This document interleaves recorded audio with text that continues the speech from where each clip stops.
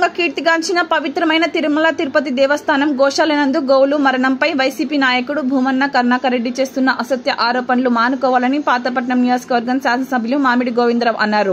ఆదివారం పాతపట్నం నియోజకవర్గ కేంద్రంలో ఎమ్మెల్యే క్యాంపు కార్యాలయంలో మీడియా సమావేశం ఏర్పాటు చేసిన ఎమ్మెల్యే గత వైసీపీ పాలనలో టీడీపీ వ్యవస్థను పూర్తిగా భ్రష్టు పట్టించి అనాది కాలంలోనే టీడీపీ పవిత్రతను భక్తుల మనోభావాలను కాపాడిన ఘనత కూటమి ప్రభుత్వానికి దక్కుతుందని అన్నారు.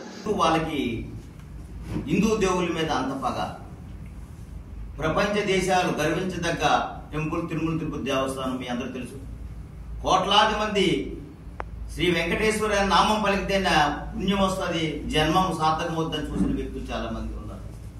అలాంటి టెంపుల్ మీద ఈ భూమన కరుణాకర్ రెడ్డి గోవుల గురించి ఎక్కడో చనిపోయిన గోవులతో కలేబరాలు తెచ్చి ఫోటోలు చూపించి అసత్య ప్రసారాలు చేస్తున్నారు. సుమారుగా 2668 ఆవులు ఉంటే దానికి 260 మంది సేవకులు ఉన్నారు ఆవులకి అక్కడ గోశాలలో. ప్రపంచ దేశాలు కూడా ఒక ఆవుని కోటి దేవతలతో సమానంగా పూజిస్తాం మనం అందరం ముందు. అలాంటి ఆవుల గురించి కలేబరాల గురించి ఎక్కడో తెచ్చి చూపిస్తూ తిరుమలలో ఆవులు చనిపోతున్నాయి, దానికి ప్రత్యేక సంరక్షణ లేదు, దానికి జియో ట్యాగింగ్ లేదు, వాటికి సరైన వైద్య సదుపాయాలు లేవని చెప్పి అసత్య ప్రసారాలు చేస్తూ తిరుమల 2668 ఆవులు ఉంటే దాని పరిరక్షణ కోసం 260 మంది ఉంటే ప్రతి ఒక్క మనుషులకైనా ఎవరికైనా సరే వృద్ధాప్యం వచ్చినప్పుడు ఆవులు చనిపోవడం అనేది జరుగుతుంది. మీరు కూడా ఆలోచించండి, మన మనుషులు కూడా అదే పరిస్థితి కదా. ఈ ఆవులు చనిపోయినప్పుడేమో ఎలా లేదని సరే నెలకు 10 ఆవులు చనిపోతాయి. ఆ చనిపోతే దానికి తగినట్టుగా మన హిందూ ధర్మం ప్రకారం వాటికి ఏం చేయాలో మనం చేస్తూ ఉంటాం. కానీ ఆయన చెప్పింది ఏంటి, ఆవులకు జియో ట్యాగింగ్ లేదు, ఈ ఆవుల విషయంలో సరైన పద్ధతి తీసుకోవడం లేదు అని చెప్తున్నాడు ఆయన. ఇది పద్ధతి కాదు భూమన కరుణాకర్ రెడ్డి గారు, ఇది పద్ధతి కాదు. మీ హయాంలో ఏం జరిగింది?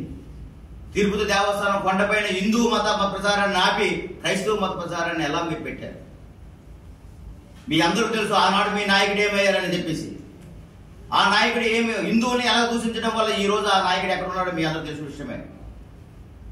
దయచేసి తప్పుడు ప్రచారాలు మానుకోండి. ప్రతి ఆవుకు జియో ట్యాగింగ్ ఉంది, ప్రతి ఆవులు కూడా ఉన్నవి, వాటి తాలూకా ఎన్ని ఆవులు ఉన్నాయి, ఎన్ని క్యాలిక్యులేషన్ ఉన్నాయి, ప్రతి ఆవుకు ఉన్నాయి. తమరు అన్నారు ఒకటి, ఆవు చనిపోతే పోస్ట్ మార్టం రిపోర్ట్ లేదని. ఆవు ప్రమాదంలో కానీ లేకపోతే ఇంకో విధంగా చనిపోతే పోస్ట్ మార్టం రిపోర్ట్ ఉంటుంది, కానీ natural death post mortem report ఎక్కడైనా ఏ దేశంలోనే ఉందా ఆవులకి? అంటే మీరు చెప్పినవన్నీ అవాస్తవాలు, తప్పిదాలు. ఇకనైనా మానుకోండి. మీ క్రైస్తవ మతం మీరు ప్రసారం చేసుకోండి, దాన్ని తప్పు ఎవరు ఏమనరు.